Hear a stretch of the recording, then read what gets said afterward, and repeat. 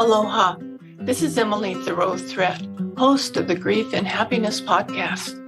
Every Friday, I share with you my love notes, giving you a little something to think about as you navigate through your grief journey, finding happiness expanding along your way. And every Tuesday, I post my regular podcast sharing wonderful conversations with people you can relate to and who offer you encouraging ideas and helpful inspiration. I'm so grateful you're joining me and look forward to hearing from you, your thoughts. Aloha. Today's podcast is Growing from Your Loss. When someone you love dies, everything changes. Initially, you have a deep yearning for things to go to how they were when you both were healthy and living the life you dreamed of. Now you know that's not possible, and you may be struggling to know what to do now. That happened to me. I set my intention to be inspired with what my next steps were supposed to be. My inspiration didn't come at all at once. Instead, I moved forward one step at a time. I always loved writing, so that was my natural place to start. I wrote in my journal today. I didn't want to worry about thinking of something to write about. I made lots of things that brought me joy into my life, in spite of my sorrow, and there were lots of things to write about. I still write things that bring me joy every day. I also write gratitude, which also is a never-ending inspiration. People grieving can easily fall into the hole of negativity, of poor me. When you focus on joy and gratitude, that leaves less space for sorrow.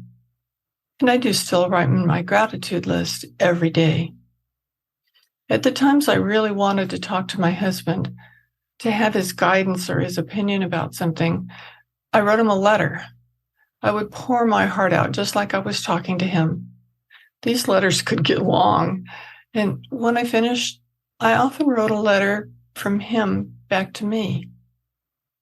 I choose to think he's inspired in my words, but even if the words come from deep in my heart or from the resources of the deep knowledge in my mind, I do find answers and inspiration from these letters. When my husband's good friend died, I started writing his wife every week for the first year, a process that helped both of us. And these letters inspired the book I wrote, Loving and Living Your Way Through Grief. The growth through that loss that I'm experiencing is through writing. Your growth can come through what you most love. The key is to focus on what is possible, what brings joy into your life. There's no need to rush here. Baby steps can lead your way. What do you love? What brings you joy? Do everything related to that. Say you love to cook, but you stopped when you had just you to cook for. That can be changed to, I deserve beautiful, healthy foods to nourish me, and then find recipes for one or create them. Save each new recipe you try to use again, and maybe that will even lead you to writing a cookbook. I might just create one. I can just print from my computer and share with my friends when they start cooking for one. Maybe your refuge is in your garden or in arts or craft supplies. See how this can inspire you. Any of these can keep you busy. Or maybe it's time to change jobs or take classes or join an organization that interests you. A friend sent me a card that said, "Bloom where you're planted." So take care of yourself now. Learn, grow, and bloom. Do you want more comfort, support, and happiness?